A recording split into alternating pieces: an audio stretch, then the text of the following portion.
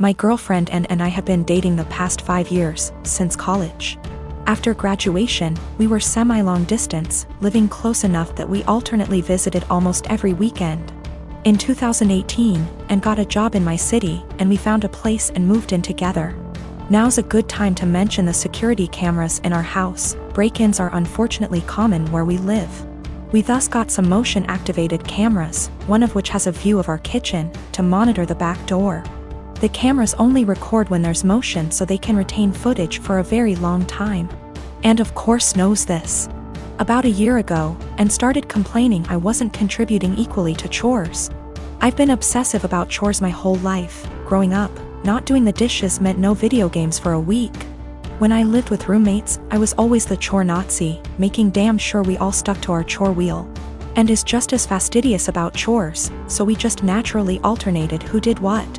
I'd just been brushing her remarks off, but over the last few months they've become much more aggressive. E.g. I was vacuuming and said, "Look at you finally cleaning up around here." I replied that we alternated vacuuming, to which she retorted, "No, you've vacuumed maybe twice since I moved in." Exchanges like this have been happening so frequently that I began to doubt my own recollection. Am I not as clean as I thought? Finally, she exploded at me last week. She said that having to stay home constantly over the past weeks exposed how little I do around the house, and that she didn't move in just to be my maid. Questioning my own sanity, I spent a few hours going through the entire 1.5-year archive of security camera footage, and tallied the exact number of times the kitchen cam caught each of us doing dishes. Our cleaning supplies, vacuum, mop, etc., are in the kitchen pantry, so I also tallied up how many times we grabbed cleaning stuff. To my vindication, the tally showed that we indeed split chores equally. She vacuumed / mopped 5 more times than I did. I did dishes 20 more times than she did. Given that we vacuum / mop at least once a week and do dishes at least every day, these are insignificant differences over the year and a half we've lived together. When I confronted Anne, she shrugged off her behavior as remembering things differently, but the real sin here was what I did, which she called an unforgivable violation of her privacy, akin to abusive stalking. She has broken up with me and is trying to move out, although obviously this is difficult due to current circumstances. I'm totally heartbroken, and was the love of my life, and I can't believe she destroyed our relationship like this. To make matters worse, she told many of our friends, who are mostly siding with her. They've been texting me that what I did was creepy, abusive, controlling, invasive, etc. I'm at a loss. I'm beginning to think I'm the one who's off base here. I have a home daycare. I like to think I'm pretty lenient, but I do have one big rule: don't make me the bad guy. I understand we might have different rules, but don't make your child resent me by not backing me up. Anyway, another rule is I don't allow outside toys or electronics.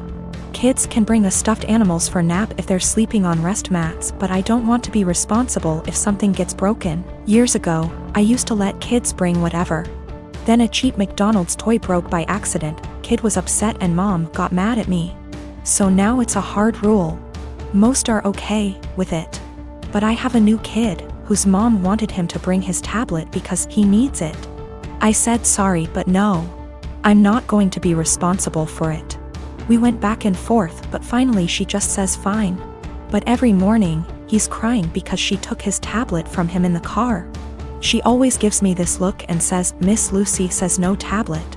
I always try to say we have plenty of toys, but the kid spends the whole morning sulking. I've talked to mom, asked her to leave it at home and not even put it in the car, but she says he needs it. It's been a month and yesterday was the straw that broke the camel's back. Kid came in crying as usual. I tried my usual redirection, which didn't work. Mom was giving me a look of, "See what you did?" Then she had the nerve to say to him, "I know you need your tablet, we've talked about this before, Miss Lucy is strict." That pissed me off. I ended up telling her to take him home right then and there. She was shocked and tried to stammer. He was my first kid of the day, so there was no scene. I just handed back his backpack, said he was no longer a student of mine, and began to pack his extra clothes and the sippy cup he kept. Mom was in tears as she left. My husband thinks she was right. I'm too strict and should have broken policy instead of causing drama. There was no medical need for the tablet. It was all just that he wanted it. I'm not making a waiver for electronics. That won't stop other issues with the tablets, such as jealousy and drama, so my "don't make me the bad guy" rule has been misunderstood, partly as I worded it poorly. I don't expect blind obedience. No one has to agree with my rules. They can challenge them, to me. But to their kid, I'd rather them explain everyone has different rules and that while they're with me, things will be different. I do the same with parents who have different rules than mine. I never say they're wrong or strict. I say that we have different rules at school and to listen to mom and dad. This is also a policy for pacifiers, bottles, and potty training. I'll approach any of these milestones when you ask, but you have to be working on it at home too. The kid won't progress if they only go pee on the potty at home. And the child was not autistic or non-verbal. If he was, an exception would be made. I returned her money for the last few days of January and texted an apology for terminating without notice, and said I hope she was able to find care. She said she left him at her mom's. She also asked if there was any way I'd reconsider, and I said no. We had a long phone call and no minds were changed, but it was the ending we should have had. I met my husband 6 years ago when we both had just graduated college. He was a lovely guy, handsome and very well put together. He loved muscle cars and weightlifting, and I loved everything about him. I fell in love with him instantly and was over the moon when he asked me to marry him. A year into our marriage, I became pregnant with our son and gained about 30 pounds. I was 5 feet 3 inches, 125 pounds before the baby and 155 pounds after the baby. I still fit into the same clothing sizes, so I didn't think I had gained too much weight and that it would come off with breastfeeding and some more exercise. After the baby, my husband started pressuring me to lose the weight. He said that his friends were making comments about how fat I had gotten and that he was not as attracted to me as he was before I had the baby. He gave me an ultimatum that I either would have to lose the 30 pounds in 6 months or he would leave me. I was very upset about the demand, but I didn't want to lose him, so I tried my hardest to lose the weight.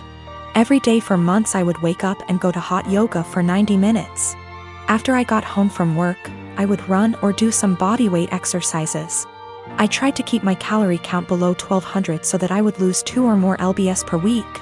The weight slowly but surely started to come off and I was back down to 130 pounds by the end of the 6 months. My husband was happy and things looked like they would be okay. After I lost the weight, I noticed a shift in the attitude of my husband's friends.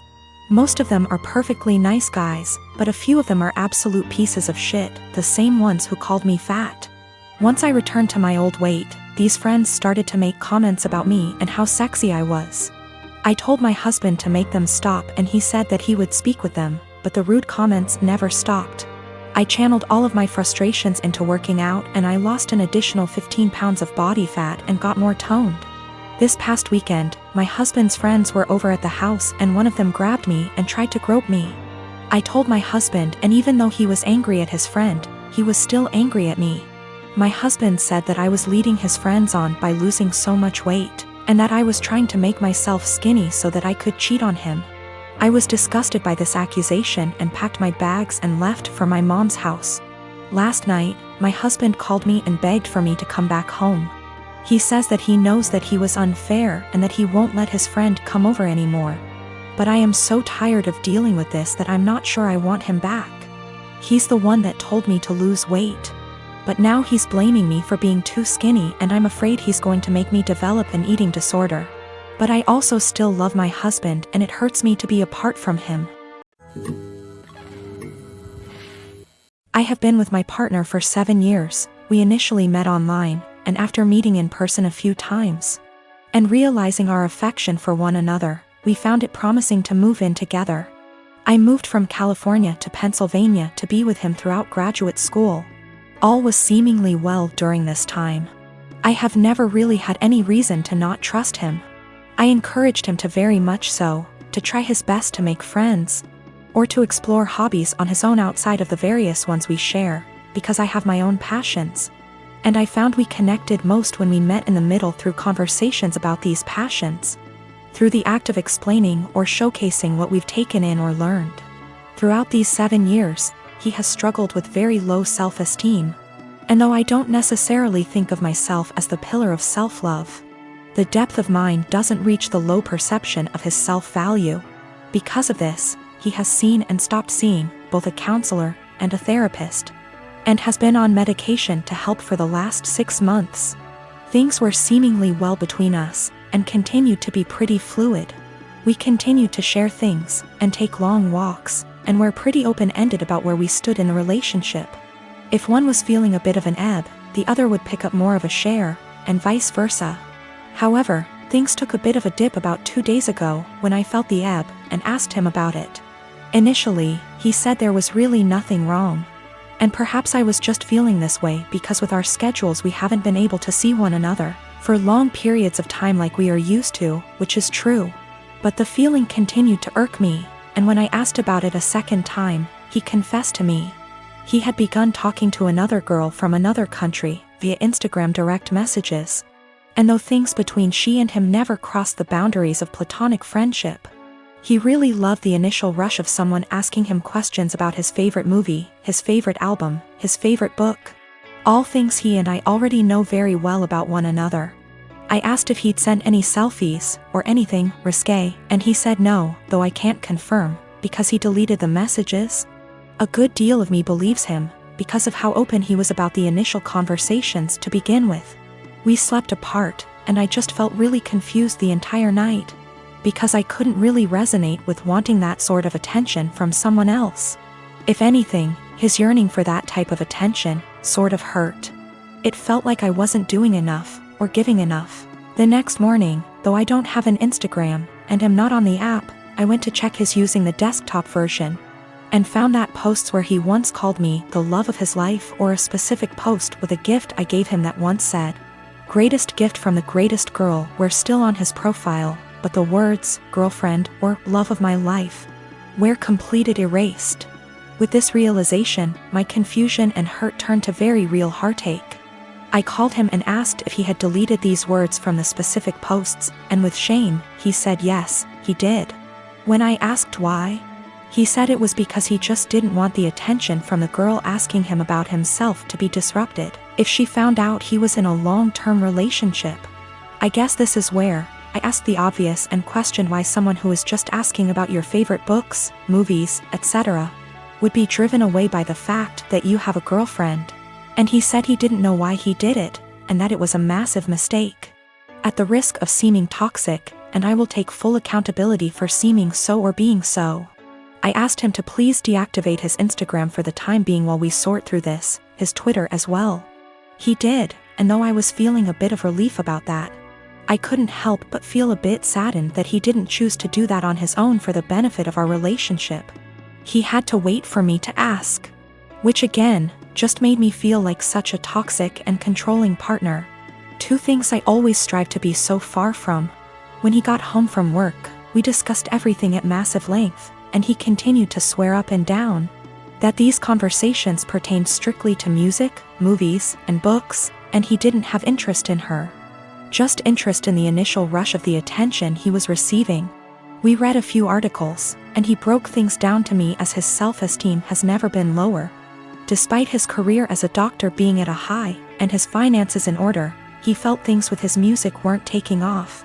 And with that came a feeling that he wasn't special, and it was nice for someone to make him feel that way.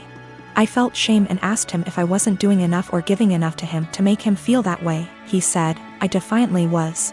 But my love, and attention and affection, became a pillar he could rely on, and got used to, so with new attention came a rush. And he liked that. I asked him if he wanted to be single, and find that rush in dating new people. And he kept insisting that that's so far from what he wants. He wants to remain a couple, and do all he can to work on these things together. Though I can't help but correlate that feeling he enjoys with the feeling of a first date. Which hurts, of course. I told him I didn't really see how we could move past this because there was nothing much for me to make an attempt to work on moving forward. This seems to be a self-stemming problem that I emphasize with, but just don't want to be on the receiving end of the counter effects. So though it is incredibly uneasy to begin to think of how difficult it'll be to begin again, it is just as difficult to think about how difficult it would be to stay and try to rebuild back up an issue that I feel like just a bystander. When it comes to, this has all been very painful, and if this comes to an end, I just want it to be as civil and as possible. He deserves to love himself, but not at the expense of the love we have between us. I deserve love that is stable and comforting, and not laced with newfound paranoia. Despite this all, my heart is still very much in this, of course, and he has been very vocal about how it was just one mistake. Nothing happened, we can work through this, etc. And I secretly keep hoping he will make a step, any step really, to showcase these words and implement action, seek a new therapist. Find the two of us a relationship counselor, buy a book on self-help or on how couple conquer affairs, anything at all. Without me having to be the one to ask him. I just want him to have that yearning that he continues to say he has, but instead of saying it, I was him to show me. That makes me irrational or just plain dumb. I believe to be in a state where I can handle either answer. Or something completely different just the same. Do all think I'm blowing something completely out of proportion? Given how this was an exchange of conversation between him and another girl for just a few days. And his erasure of me on his profile was only for about 2 days? This has been a first in this relationship, this has been a first in my life truthfully. I just felt completely vulnerable and isolated.